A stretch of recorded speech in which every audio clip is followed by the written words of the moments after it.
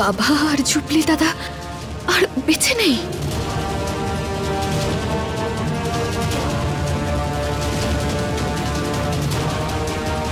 চলো না বাবা, খুব জোরে খিদে পেয়েছে।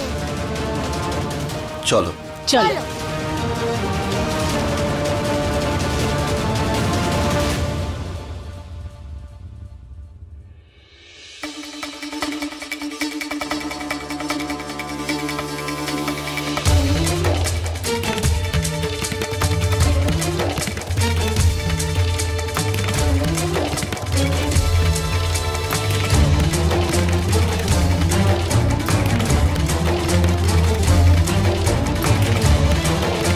বলো বিন্দিয়া, করবে আমাকে দ্বিতীয়বার বিয়ে? আমি তোমায় খুব ভালোবাসি বিন্দিয়া।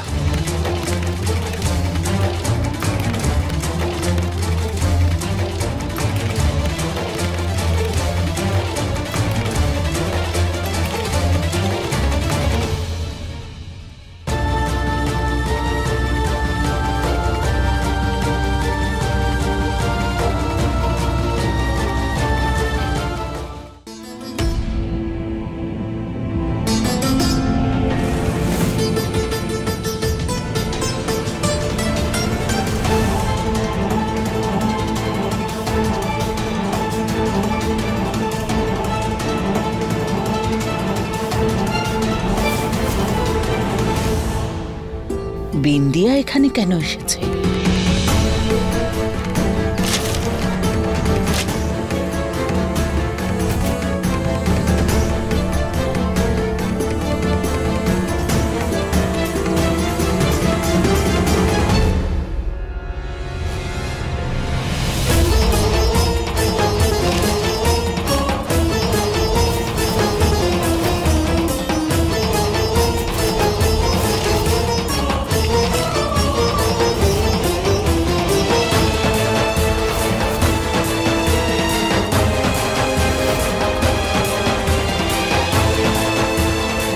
আদিয়ার কঠিন অসুখ আছে, এতে ওর প্রাণ যেতে পারে। আচ্ছা, সেই জন্য তুমি এখানে এসেছো অভয়ের সাথে দেখা করতে? না বিন্দিয়া, না, আমি তো এটা হতে দিতে পারি না। আরে তুমি তো অভয়ের কাছ থেকে লুকিয়ে বেড়াচ্ছ, সেই জন্যই তো আমি তোমাকে প্রাণে মারিনি। এখন তো তোমার মনোভাব অন্যরকম। তুমি তো আমার জীবনটাকে যখন তখন ওলটপালট করে দিতে পারো। তোমাকে নিয়ে তো এবারে আমার ভাবতেই হবে।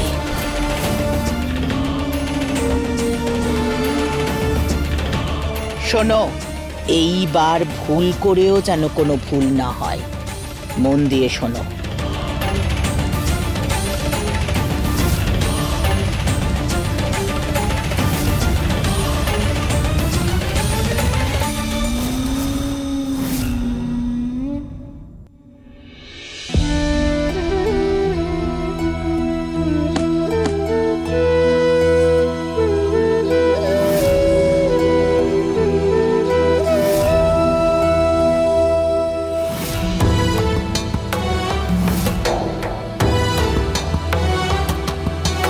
আমায় তোমার থেকে দূরে থাকতে হবে না।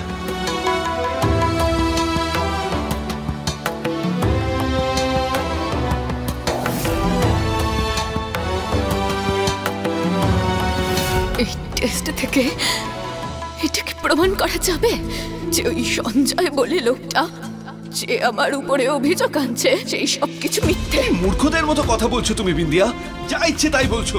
সত্যি তো এটাই অভয় বাবু, যে আপনার আমার উপরে কোনো বিশ্বাসই নেই।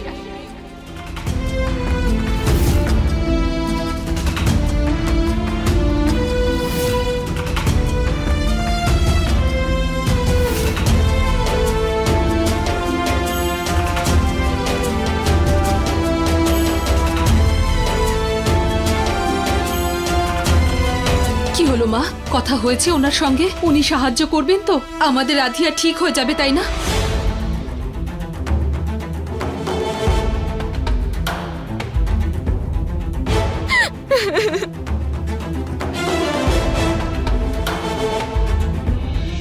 আচ্ছা, কি কথা হয়েছে সেটা তো বলো।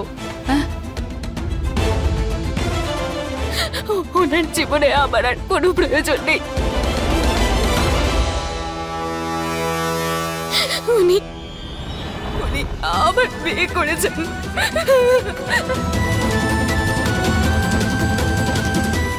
আমার মনে হয়েছিল হতেই পারে যে কারণ ছিল যার জন্য উনি আমাকে আর খোঁজার চেষ্টা করেননি, কিন্তু এখন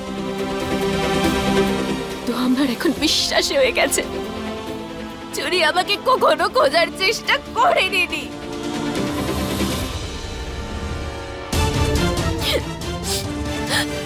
কারণ ওনার স্ত্রীও আছে আর একটা বাচ্চাও আছে।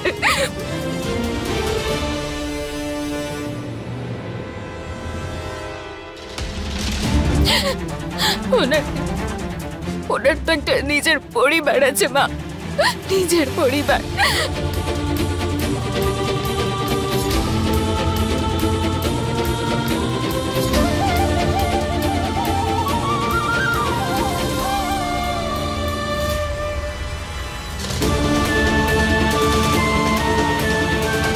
উনি আমাকে এত কষ্ট দিয়েছেন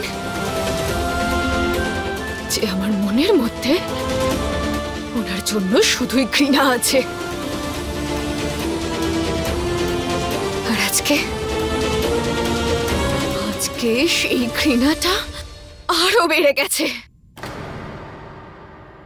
আমি ওনাকে কোনোদিনও জানতে দেব না যে হাদিয়া ওনার নিজের মেয়ে।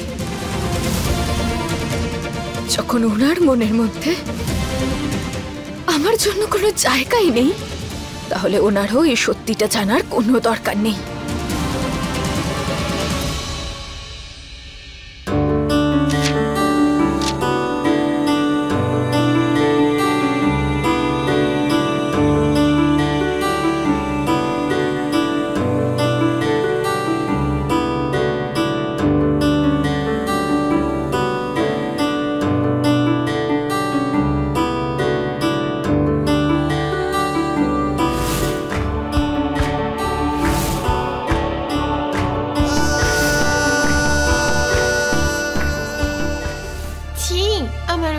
ভালো লাগে না। করলা তো আমারও পছন্দ নয়। ও বাবা, সেম সেম। High five. জানি না কি সম্পর্ক আমার ওই মেয়েটার সঙ্গে।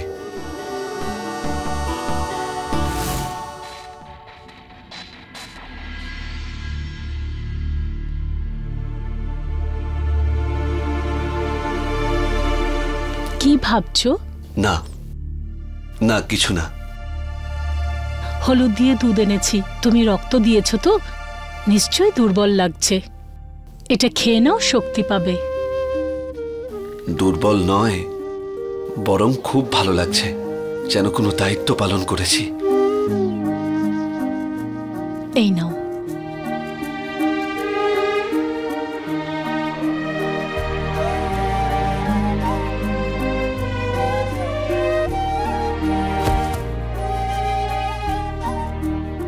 রোজ তুমি নিচে এসো, ভালো লাগে না আমার। তুমি কত কি করেছো আমার জন্য। আজ থেকে আমি নিচে শোবো আর তুমি উপরে শোবে। না, আমি নিচেই ঠিক আছি, তুমি উপরেই শুয়ে পড়ো।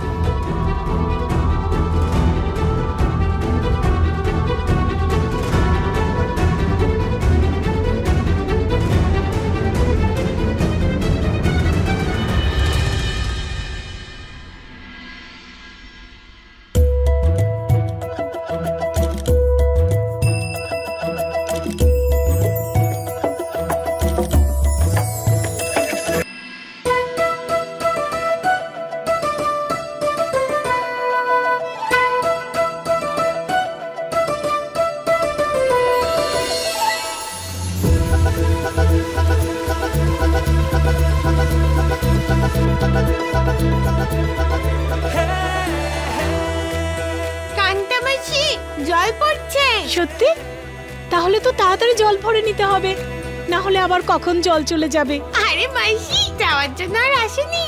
কি? ধীরে সুস্থে ভরো। আমি না সবাইকে বলে আসি গিয়ে।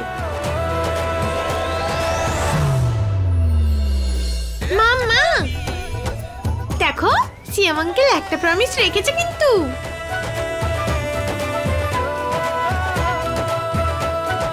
আর মাত্র 24 ঘন্টা আছে, তাতে ওনাকে আরো 4টে কাজ করতে হবে। এমনিতে উনি প্রথম কাজটা করতে দেরি করেছেন, কিন্তু আমি যখন বড় হব তখন আমিও সিএম হব, আদর্শ সরকার হব, সব কাজ তাড়াতাড়ি করব, কাউকে ওয়েট করাবো না। ওর সিওরা প্লাস্টিক অ্যানিমিয়া আছে, এই জন্য ওর শরীরে ব্লাড সেলস তৈরি হচ্ছে না, ও বারবার অসুস্থ হয়ে পড়ছে। যাতে অবস্থা আরো খারাপ না হয়ে যায় তার জন্য আমাদেরও চিকিৎসা শুরু করতে হবে। মা, এখন তো আমি ঠিক হয়ে গেছি না, তাহলে কেন কান্না করছো? আর কেঁদো না মা।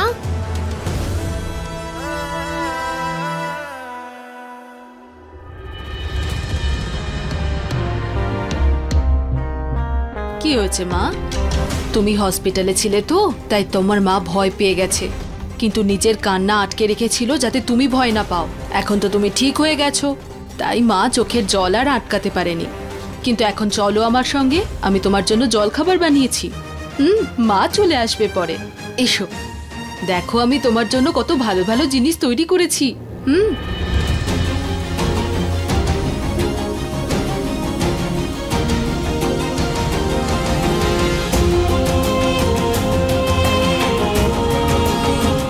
আমি কি করব? কি করে বলবো আমার আদিয়াকে যে ও যে স্বপ্নটা দেখছে সেটা স্বপ্নই থেকে যাবে? কারণ ভগবান ওকে এতটাও আয়ু দেয়নি যে ওর নিজের স্বপ্নটা পূরণ করতে পারে।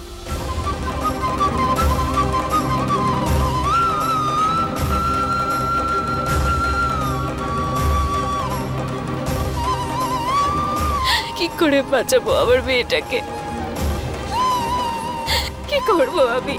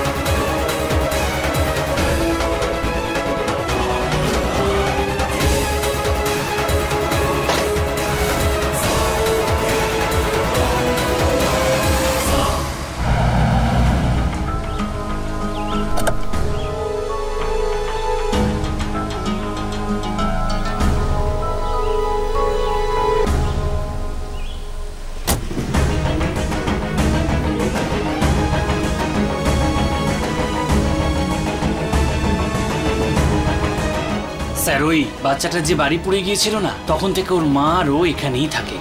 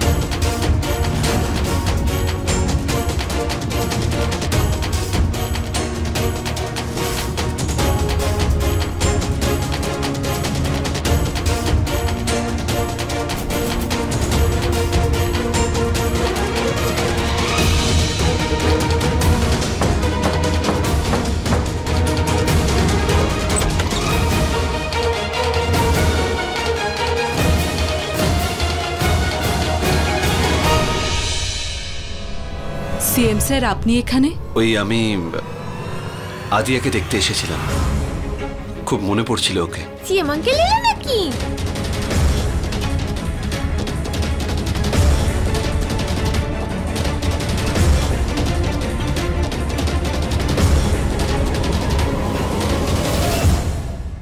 এখন শরীর কেমন আছে তোমার? শরীর তো ঠিক আছে, কিন্তু এটা বলো তুমি তোমার সব কথা কবে রাখবে?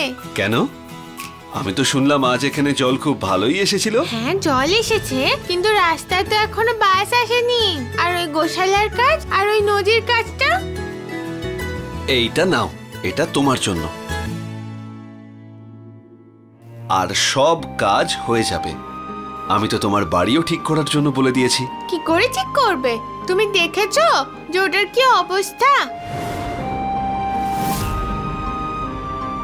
মা, এই ফুলটা আমাকে দাও, আমি রেখে দেব। চলো আমার সাথে।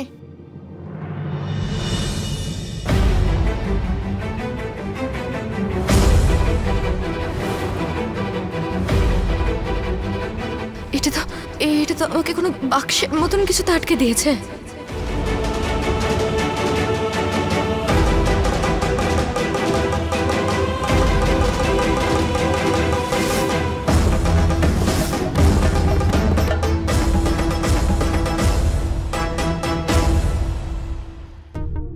আমি জানি যে তুমি আমার উপর সবসময় কৃপা করেছো, এত বছর ধরে আমাকে সাহায্য করেছো।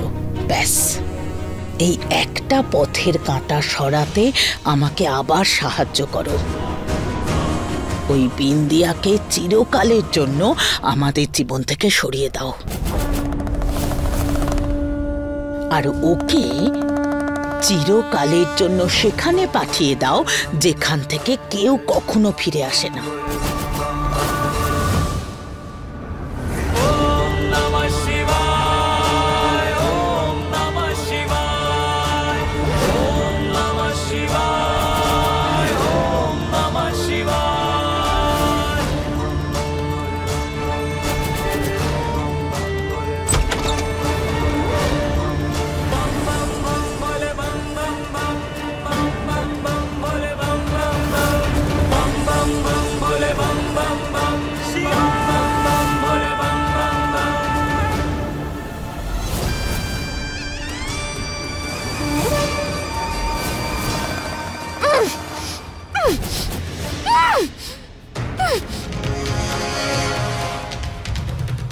তুমি কোনো চিন্তা করো না, এগুলো ঠিক করার জন্য লোক আসবে।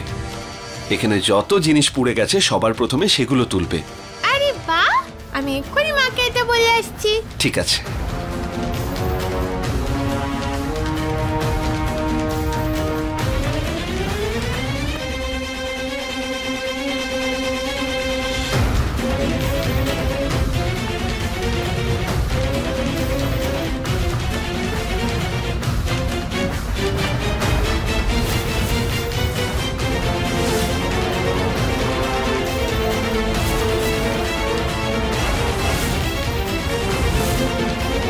যদি পুরো ঘর পুড়ে যায় তাহলে বাক্সটা কি করে এলো? আর প্লাস্টিকে তো সবার প্রথমে আগুন লাগার কথা। তার মানে হলো এই বাক্সটাকে আগুন লাগার পরে এখানে রাখা হয়েছে।